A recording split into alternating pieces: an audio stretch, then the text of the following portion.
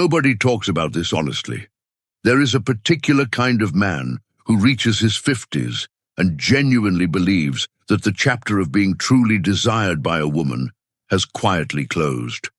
Not because anything dramatic happened, just because life moved in a certain direction and he moved with it. And somewhere along the way, he stopped expecting to be noticed in that specific way. What is strange is that the opposite is often true, but he cannot see it, because the signals he is getting now look nothing like the signals he remembers from 30 years ago. And if you're reading old maps in new territory, you're going to keep getting lost. Today, we are going into something that does not get enough attention. The way a woman communicates genuine interest in a man who has lived some life. Not a young man still figuring himself out, a man with weight to him, history, a certain kind of settled presence. The signals are different. The psychology behind them is different. And the two questions at the center of it all will probably surprise you with how ordinary they sound and how much they actually mean. The psychology of a woman who has also lived some life. To understand why attraction communicates itself the way it does.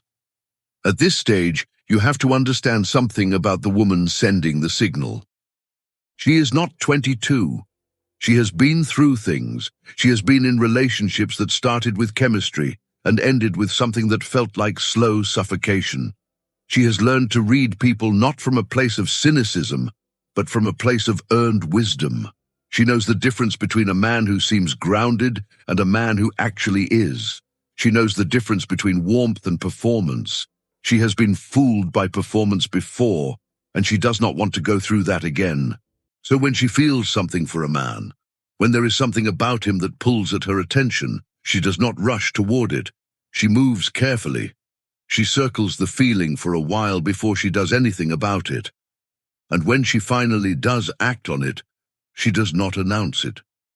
She asks. This is the fundamental thing most men miss. For a woman at this stage of life, attraction expresses itself through questions, not statements. She would rather ask something that sounds neutral and see how you respond than say something direct that leaves her exposed if you are not on the same page. It is not a game. It is intelligence. It is a person who has learned to test the ground before putting her full weight on it. What she is actually reading in you. Before either of these questions ever gets asked, something else is already happening. She is reading you in ways that have nothing to do with how you look or what you have accomplished. She is reading your ease, whether you seem comfortable in your own life or whether there is a quiet restlessness in you that suggests you are still running from something you have not dealt with. She is reading your attention, not whether you are paying attention to her specifically, but whether you are the kind of person who actually notices things. The kind of man who is present in a conversation rather than just waiting for his turn to talk. She is reading whether there is warmth in your independence. A man who has built a life for himself and is genuinely content in it carries a different energy than a man who is alone and trying to hide how much that bothers him. Women at this stage pick up on that difference immediately, even if they cannot articulate exactly what they are sensing. And she is reading your direction, not your career, not your bank account, your inner direction, whether you seem like a man who knows where he is headed in the broader sense, a man who has values he is living by, things that matter to him, ways he wants to experience whatever time he has left. That kind of interior clarity is deeply attractive to a woman who has her own. All of this reading happens before a single meaningful question gets asked, and it shapes everything about how she asks those questions and whether she asks them at all. The first question, and the real conversation underneath it. Picture a Tuesday afternoon, maybe a coffee shop, maybe a gathering at a mutual friend's place, maybe an online conversation that has been going somewhere interesting for a few weeks.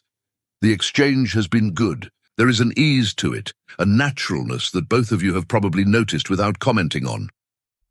And then she asks, "So do you spend most of your time alone these days?" or some version of it? Do you usually do things by yourself? Are you a solitude kind of person?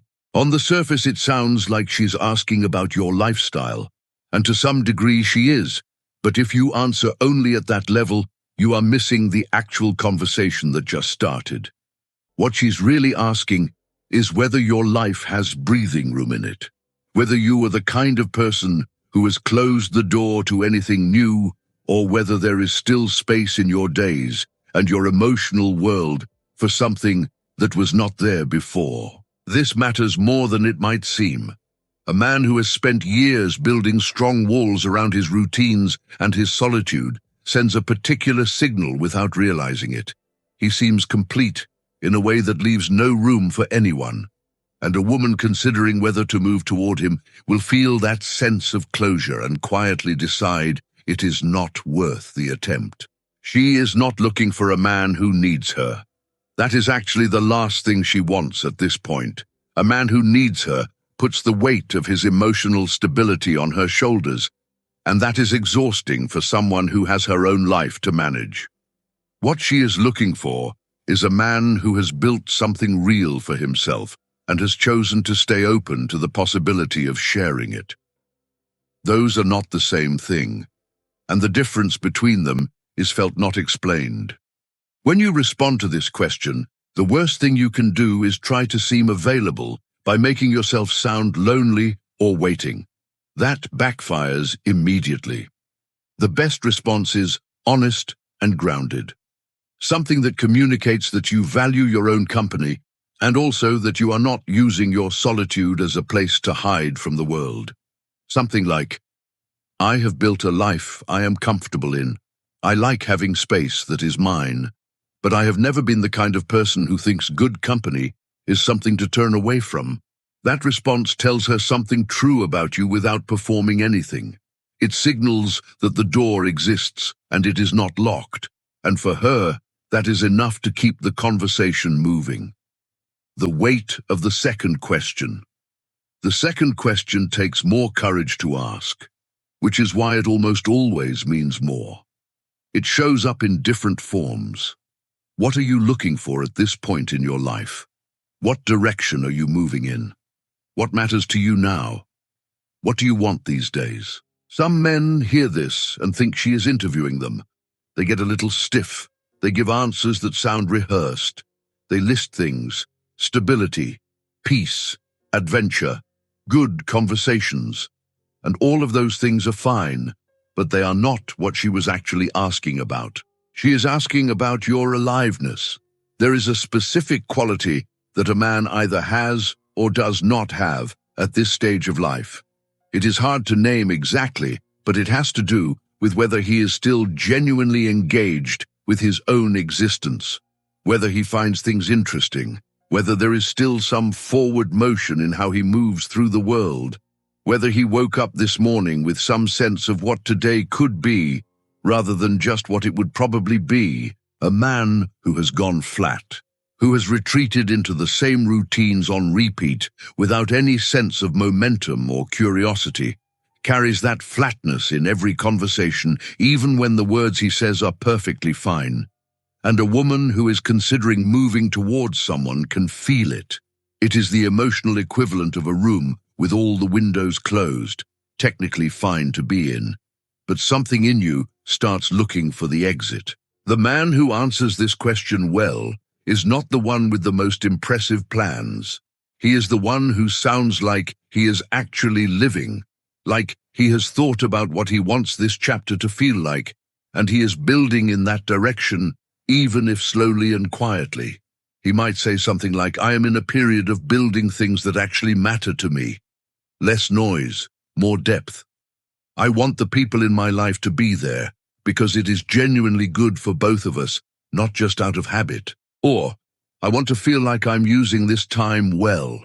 Things that challenge me, people who bring something real, experiences I will actually remember. I've had enough of just going through the motions. Responses like that land differently. They tell her that there is someone awake inside the man she is talking to, someone with a point of view, someone who has not just resigned himself to whatever comes next. And for a woman who has her own sense of direction and her own interior life, that quality is genuinely magnetic. Why these two questions together matter. Step back for a moment and look at what these two questions are actually trying to determine together. The first question is about access. Is there room in your life for something new? Are you open or closed? Can someone get close to you, or have you built your independence into something that keeps everyone at a comfortable distance permanently? The second question is about substance. If someone did get close to you, would there be something there worth getting close to? Are you still building something? Still curious about life? Still in possession of that interior energy that makes a person genuinely interesting to be around over time? Access and substance. That is what she is checking, not in a cold, calculated way, in a deeply human way, because she has lived long enough to know that the worst thing is not being alone. The worst thing is spending time with someone who is physically present but emotionally absent, who has access to your life but leaves you feeling lonelier than you felt before. She is trying to make sure she is not walking into that again. The moment after the questions. Here is something worth sitting with. These conversations have a particular texture when they are going the right way. There is a quality to the exchange that both people can feel even if neither of them names it. A kind of low current running underneath the words. A mutual awareness that something is being decided, even though nothing has been said directly. When a man responds to these questions from a genuine place, not performing anything, not trying to seem a certain way, just actually saying something true about who he is and what he wants, the conversation changes. It gets quieter in a particular way, more focused. She asks a different kind of follow-up question. She stays a little longer in the exchange than she planned to. And in that space, something real begins to form. Not because the right words were said, but because the right presence was felt. This is what most conversations about attraction at this age miss entirely. It is not strategy. It is not knowing the right responses to give. It is the actual work of becoming a person who has something genuine to offer. A man who knows himself, who has stayed curious, who built a life with both independence and warmth in it, who has direction without rigidity and openness without desperation. That man does not need to read attraction signals carefully because women move toward him naturally. And when they ask these questions, he answers them honestly and something happens. That is the version of this worth working toward. Drop a comment if any of this reminded you of a moment when you realized the signals were there and you just did not know how to read them at the time. Subscribe for more content on human psychology, emotional connection, and the things that matter most about how people actually relate to each other.